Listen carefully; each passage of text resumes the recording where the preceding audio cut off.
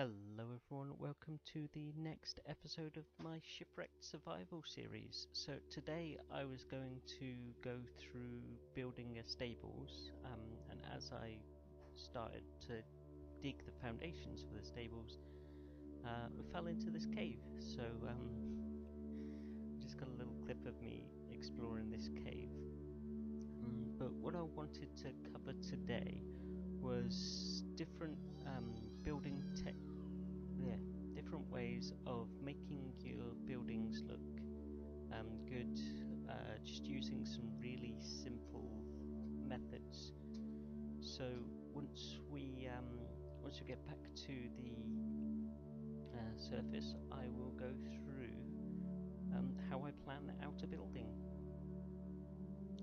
Right, so as I was saying before, we fell down that hole, the first thing you want to do is prepare the area for the building. You've got to have a rough idea of the size of building that you want to be building, and you'll see later that I realised the area I clear isn't big enough. So, but yeah, making sure you've got a good area to begin with is always helpful. The next thing that I try to do, particularly with medieval style builds or fantasy style builds, is I use, in this case, spruce logs to mark the corners and sort of key features that I'm gonna be using to guide. Like, for example, in between each of these logs you can see I'm having a wall, and then between the space of 3 logs we are having the door, and that will be the door to the stables. And as you can see, after I built some basic walls and guide, the next thing I got doing with this build, because it's the stables, I wanted a little area for where the horses could just leave their individual stable and just go for a little walk around. So I've used cobblestone walls to mark where I want the field to go, and this is something a technique I use for making fields as well. If I'm making a field of wheat, or maybe an animal pen for cows or sheep, I initially mark the rough area I want to have with the cobblestone. Right. So the next thing I want to do after you've started to build up the first layer, I tend to build the framework first and then fill in the gaps. So in this case I'm building the framework for where the roof would go, and then I'd fill in the gaps with the stairs.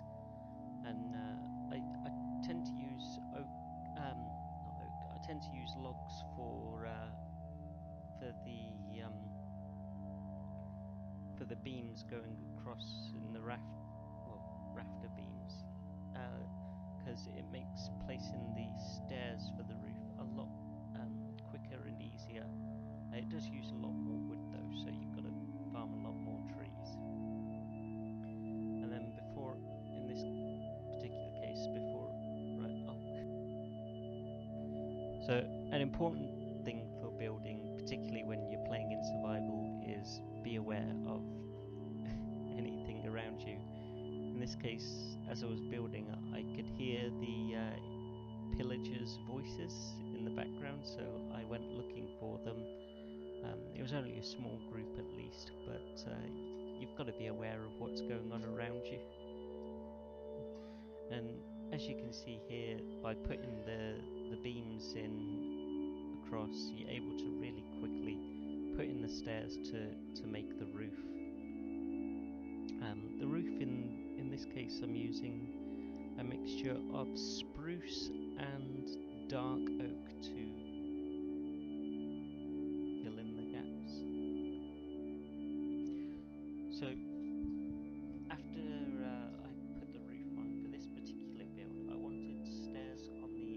outside to make like a hay loft where you'd keep all the food and stuff for the horses. So I left the side open and just put some nice stairs on the top.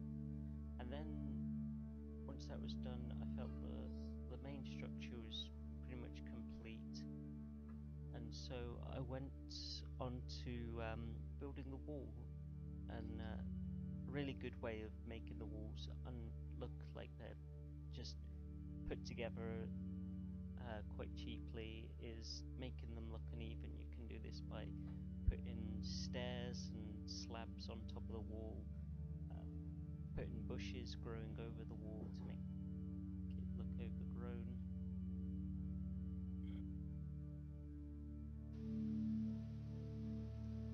Hey guys, thanks for watching the video so far. Before it ends, I just wanted to give you a quick tour of what we've done in the stables and why I've done certain things. So yeah, I've filled the area with grass to make it look more overgrown, and maybe the bits where the horses tread a lot is all trampled down grass. Put in a nice water trough here for the horses to drink. Something that I don't know whether a lot of people know, but it's quite useful, is horses can't walk through a gap that wide on their own, like 1 block wide on their own. So if you put walls in this case, or if you put if you put fences either side, it'll stop the horse being able to on its own walk through. It won't be able to pathfind because of the programming, but it'll allow you to ride the horse in and out without trouble, so it'll give you a bit easier access to your horse.